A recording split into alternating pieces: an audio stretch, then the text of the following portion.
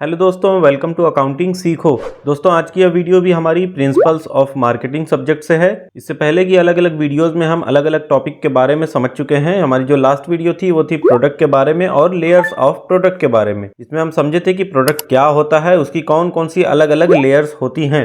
आज की इस वीडियो में हम समझेंगे क्लासिफिकेशन ऑफ प्रोडक्ट्स के बारे में कि प्रोडक्ट के क्लासिफिकेशन कितने होते हैं, ये कितने टाइप्स के होते हैं और उनके अंदर कौन कौन से कैटेगरीज शामिल होती हैं। तो दोस्तों, मार्केटिंग स्ट्रेटजीज जो होती हैं वो एक प्रोडक्ट में क्या फीचर्स है, यानी कि उसकी क्या विशेषताएं हैं, इससे बहुत ज्यादा इन्फ्लुएंस होती हैं, प्रभावित होती हैं। तो इसलिए एक मार्केटर को उस प्रोडक्ट के बारे में अच्छी तरह से जानकारी होनी चाहिए कि प्रोडक्ट में कौन कौन से फीचर्स हैं, वो किस तरह का प्रोडक्ट है। तो इसको समझने के लिए यहाँ प्रोडक्ट को हम दो टाइप्स में बांट देते हैं, जिसमें पहला है कंज्यूमर प्रोडक्ट्स और दूसरा इंडस्ट्रियल प्रोडक्ट्स। तो कंज्यूमर प्रोडक्ट्स, इसके नाम से ही पता चल रहा है कि ऐसे प्रोडक्ट्स जो फाइनल कंज्यूमर्स के लिए होते हैं, ये रेडी टू यूज होते हैं, कंज्यूमर जब चाहे उनका इस्तेमाल कर सकते हैं। अभी हम इसको और डिटेल में समझेंगे। और इंडस्ट्रियल प्रोडक्ट्स वो प्रोडक्ट्स होते हैं जिनकी हेल्प से दूसरे प्रोडक्ट्स बनाए जाते हैं। ये डायरेक्ट कंजम्पशन के लिए इस्तेमाल नहीं होते हैं, बल्कि इन्हें यूज करके, प्रोसेस करके फर्दर प्रोडक्शन करते हैं। अभी हम दोनों के बारे में आगे डिटेल में समझेंगे। तो कंज्यूमर प्रोडक्ट्स को चार कैटेगरीज में डिवाइड किया गया है। पहला है कन्वीनियंस प्रोडक्ट्स, दूसरा शॉपिंग प्रोडक्ट्स, तीसरा स्पेशलिटी प्रोडक्ट्स और चौथा है ड्यूरेबल एंड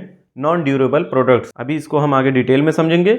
और अगर हम बात करें इंडस्ट्रियल प्रोडक्ट्स की, तो इसमें ये तीन कैटेगरीज आती हैं। पहला है कैपिटल आइटम्स, दूसरा मटेरियल्स एंड पार्ट्स, तीसरा सप्लाईज एंड सर्विसेज। तो अब आइए कंज्यूमर प्रोडक्ट्स के बारे में डिटेल में समझते हैं और उनके जो चार सब डिवीजन हैं उनके बारे में भी जानते हैं। तो प्रोडक्ट का पहला टाइप यानी कंज्यूमर प्रोडक्ट्स के बारे में यहाँ लिखा हुआ है, consumer products are those which are used by ultimate consumers और householders without further commercial processing. These products are produced or created to satisfy the needs and wants of consumers. तो इसका मतलब यह हुआ कि कंज्यूमर प्रोडक्ट्स वो products होते हैं जो डायरेक्टली कंज्यूमर्स या हाउस होल्ड्स यूज करते हैं बिना किसी और कॉमर्शियल प्रोसेसिंग के। ये जो प्रोडक्ट्स होते हैं ये कंज्यूमर की नीड और वांट्स को फुलफिल करने के लिए बनाए जाते हैं। जो कंज्यूमर्स हैं या जो कस्टमर्स हैं वो जब चाहे इन प्रोडक्ट्स का यूज कर सकते हैं। इसका एक फीचर यह है कि जैसे ये मार्केट में अवेलेबल होते हैं, हम वैसे ही इनका इस्तेमाल करते हैं, चाहे वो खाने पीने की चीज़ें हों या कोई इस्तेमाल करने की, उसमें हम कोई चेंजेस नहीं करते हैं। यहाँ इसके एग्जाम्पल्स दिए हुए हैं, जैसे कार्स, टूथपेस्ट, रेफ्रिजरेटर्स,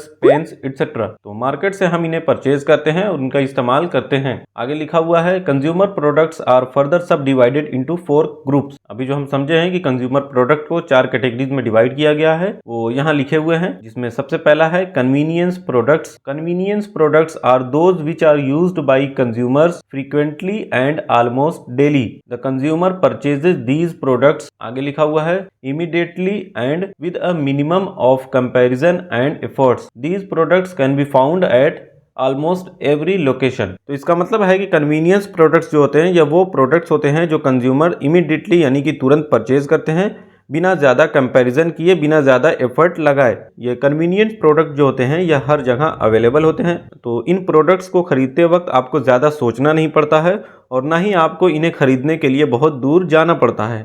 ये आपके आसपास की दुकानों पर ही मिल जाते हैं, ये हर जगह पर अवेलेबल होते हैं। इनकी डिमांड रेगुलर बेसिस पर होती है और इसमें कंपटीशन बहुत ज़्यादा होते हैं। अब जैसे यहाँ एग्जाम्पल्स दिए हुए हैं, bread, milk, toothpaste, sugar, salt, pen, pencils, detergents etcetera. तो यही सारे कन्वीनियंट प्रोडक्ट होते हैं या ऐसी चीज़ें होती हैं जो बार बार खरीदी जाती हैं और इन सारे आइटम्स को खरीदते वक्त आपको ज़्यादा सोचना नहीं पड़ता है, ज़्यादा एफर्ट लगाना नहीं पड़ता है। कंज्यूमर प्रोडक्ट्स में दूसरी कैटेगरी है shopping products. Shopping products are products that are needed but are not often bought by consumers. Consumers often take their time to compare other options before purchasing shopping products. These products are typically more expensive than convenience products. तो shopping products, जैसा कि इसके नाम से ही पता चल रहा है कि जिसकी आप शॉपिंग करते हैं, मार्केट में जाते हैं उसे परचेज करने के लिए, क्योंकि आपके घर के आसपास इनकी दुकानें कम होती हैं। आपको मार्केट में जाना ही पड़ता है और उसे खरीदने के लिए आपको थोड़ा एफर्ट भी लगाना होता है। तो इस तरह शॉपिंग प्रोडक्ट्स वो होते हैं जो ज़रूरी तो होते हैं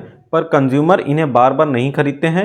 इन प्रोडक्ट्स को खरीदने से पहले कंज्यूमर डिफरेंट ऑप्शंस को कंपेयर करते हैं कि और भी क्या ऑप्शन है उनको कंपेयर करना, देखना, उनकी प्राइस क्या है, उनकी क्वालिटी क्या है, ये सारी चीज़ें चेक करते हैं, क्योंकि ये कन्वीनियंट प्रोडक्ट जो होते हैं उनसे थोड़ा महंगे होते हैं। इन शॉपिंग प्रोडक्ट की कोई बहुत ज़्यादा इमरजेंसी भी नहीं होती है, इसे आप पोस्टपोन भी कर देते हैं, टाल भी देते हैं, बाद में भी खरीद सकते हैं। तो इसमें एग्जाम्पल्स हैं जैसे फर्नीचर, टीवी, क्लोथ्स एटसेट्रा। तो इसके अलावा भी कुछ और महंगे इक्विपमेंट हो सकते हैं जिसको खरीदने से पहले आप उनका थोड़ा सा एनालिसिस करते हैं कि मुझे यह खरीदने चाहिए या नहीं, क्या यह मेरे लिए ज़रूरी है या मैं इसे बाद में खरीद सकता हूं। इन सारी चीज़ों के बारे में आप डिस्कस करते हैं। तो एक बात और यहाँ पर ध्यान रखें कि इन शॉपिंग प्रोडक्ट को खरीदने से पहले आप थोड़ा बहुत उस प्रोडक्ट के बारे में भी पता करते हैं, अलग अलग शॉप्स पर जाकर या फिर ऑनलाइन या ऑफलाइन, प्राइस, क्वालिटी, उसके फीचर्स, ये सारी चीज़ें भी आप उसमें चेक करते हैं। अब जैसे अगर आपको कोई लैपटॉप लेना है तो आप पहले उसको ऑनलाइन चेक करेंगे कि उसकी प्राइस क्या है, उसके फीचर्स क्या क्या हैं। फिर आप उसे ऑफलाइन मार्केट में अलग अलग शॉप्स पर जाकर उसकी प्राइस पता करते हैं। तो जब आप उस प्रोडक्ट की प्राइस, क्वालिटी और भी सारी चीज़ों से सेटिस्फाइड होते हैं तभी आप उस प्रोडक्ट को बाई करते हैं, उसे खरीदते हैं। तो यही शॉपिंग प्रोडक्ट कहलाते हैं।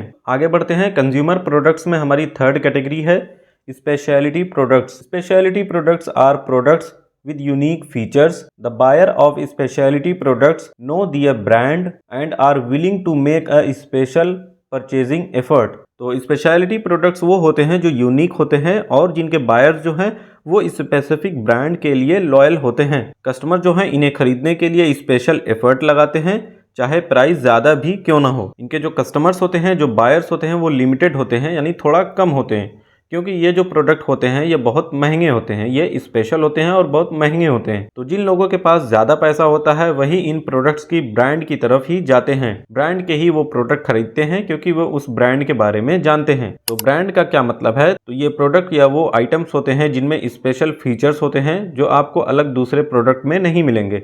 ये काफ़ी महंगे भी होते हैं। इनको खरीदने के लिए बायर जो है वो काफ़ी एफर्ट भी लगाते हैं और ज़्यादा प्राइस भी पे करते हैं। जैसे यहाँ कुछ एग्जांपल्स है, expensive cars, camera, Rolex watches and other expensive products. तो बहुत से लोग इन महंगे ब्रांड्स को प्रेफर करते हैं। तो कंज्यूमर प्रोडक्ट में फोर्थ और लास्ट कैटेगरी है durable and non durable products. तो सबसे पहले जान लेते हैं ड्यूरेबल प्रोडक्ट्स के बारे में। Those tangible consumer products which normally survive many years. तो ऐसे टेंजिबल कंज्यूमर प्रोडक्ट्स जो लंबे टाइम तक टिकते हैं, यानी कि कई साल तक यूज किए जाते हैं, वो ड्यूरेबल कंज्यूमर प्रोडक्ट्स कहलाते हैं। इन ड्यूरेबल प्रोडक्ट्स की ड्यूरेबिलिटी ज्यादा होती है, ये कई सालों तक इस्तेमाल किए जा सकते हैं। जैसे TV, washing machine, fridge etcetera, ये कई सालों तक इस्तेमाल किए जाते हैं। इनकी लाइफ कई साल होती है, 5 साल, 10 साल, 15, 20, कुछ भी हो सकती है। और अगर हम बात करते हैं नॉन ड्यूरेबल प्रोडक्ट्स की, those consumer products which are normally consumed in 1 year are called non-durable products। तो ऐसे कंज्यूमर प्रोडक्ट्स जो जल्दी कंज्यूम हो जाते हैं और 1 साल के अंदर ही हम इसे इस्तेमाल करते हैं या ये यूज़ हो जाते हैं,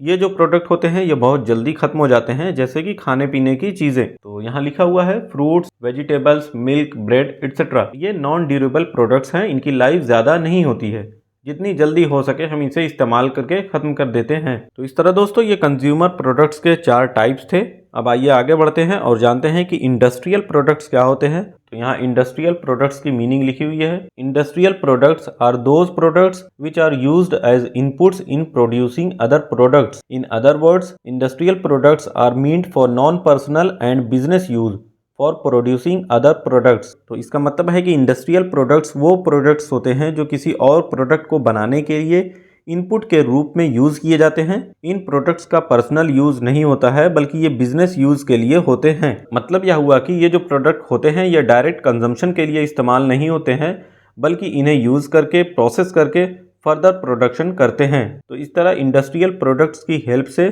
दूसरे प्रोडक्ट बनाए जाते हैं। For examples raw materials, machine tools etcetera, ये इंडस्ट्रियल प्रोडक्ट्स होते हैं। तो इंडस्ट्रियल प्रोडक्ट को 3 कैटेगरीज में डिवाइड किया गया है, जिसमें पहला है capital items. These are the long lasting goods used in the preparation of finished goods. तो मतलब ये वो लॉन्ग लास्टिंग गुड्स होते हैं जो फिनिश्ड गुड्स बनाने के लिए यूज होते हैं। इनका लाइफ स्पैन काफी लंबा होता है और ये प्रोडक्शन प्रोसेस के लिए इसेंशियल भी होते हैं, यानी जरूरी होते हैं। यह डायरेक्टली प्रोडक्शन में हेल्प करते हैं। जैसे यहाँ ए पॉइंट है इंस्टॉलेशंस, इसमें factory buildings, plant, elevators etcetera ये सारे आते हैं। तो फैक्ट्री बिल्डिंग वो जगह होती है जहाँ पर प्रोडक्ट्स का प्रोडक्शन होता है, जैसे कि कोई एक बिस्किट बनाने वाली फैक्ट्री। और प्लांट्स ये लार्ज स्केल मशीनरी या प्रोडक्शन यूनिट होते हैं जो मैन्युफैक्चरिंग में मदद करते हैं, जैसे कि cement plant, steel plant etcetera. और एलिवेटर्स गुड्स या एम्प्लॉयज़ को एक फ्लोर से दूसरे फ्लोर के लिए ले जाने के लिए यूज़ होते हैं। और इसमें बी है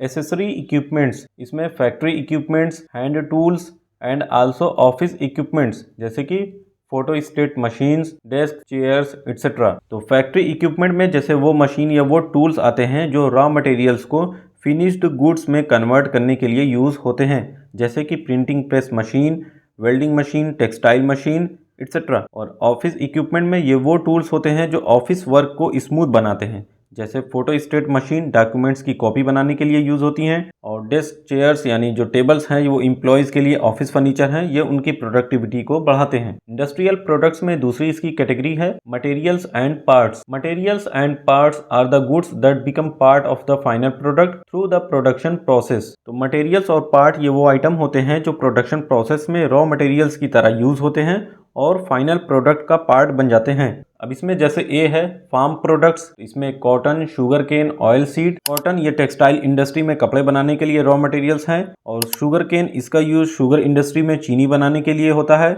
और ऑयल सीड इसका यूज एडिबल ऑयल जैसे कि सोयाबीन ऑयल, मस्टर्ड ऑयल, ये सारी चीजें बनाने के लिए होता है। और इसमें बी है नेचुरल प्रोडक्ट्स जैसे कि मिनरल्स, आयरन। मिनरल्स में जैसे कि कोल, लाइमस्टोन जो इंडस्ट्री में एनर्जी या रॉ मटेरियल्स के रूप में यूज होते हैं। आयरन इसका यूज स्टील बनाने के लिए होता है जो कंस्ट्रक्शन और मैन्युफैक्चरिंग इंडस्ट्री के लिए जरूरी है। सी है कंपोनेंट पार्ट्स जैसे टायर, बैटरी एक्सेट्रा।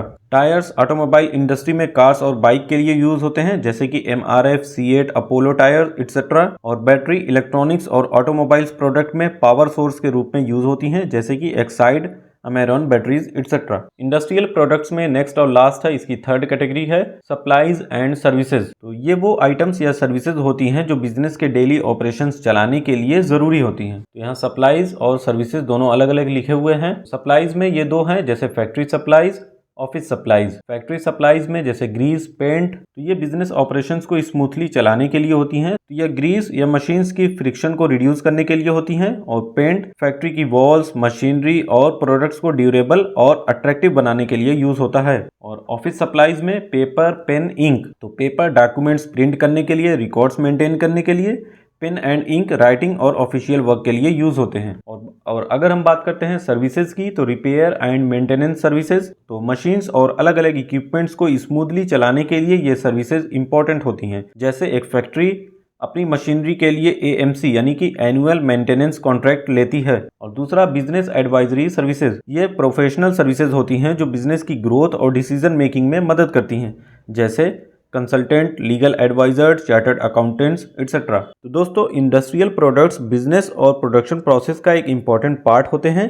इनके बिना किसी भी इंडस्ट्री का स्मूथली चलना पॉसिबल नहीं है। तो उम्मीद करता हूं दोस्तों आपको क्लासिफिकेशन ऑफ प्रोडक्ट्स के बारे में अच्छे से समझ में आ गया होगा। आप समझ गए होंगे कि कंज्यूमर प्रोडक्ट्स क्या होते हैं, इनमें कौन कौन सी कैटेगरीज होती हैं या इसको सब डिवीजन होता है, और इंडस्ट्रियल प्रोडक्ट्स क्या होते हैं उसमें कौन कौन सी कैटेगरीज आती हैं। तो वीडियो अगर आपको यूजफुल लगी हो तो वीडियो को लाइक ज़रूर करें, और चैनल को अगर सब्सक्राइब नहीं किए हैं तो सब्सक्राइब करके बेल आइकन को ज़रूर ऑन रखें। और चैनल की प्लेलिस्ट में जाकर आप प्रिंसिपल्स ऑफ मार्केटिंग सब्जेक्ट्स की और भी वीडियोस देख सकते हैं। Thank you.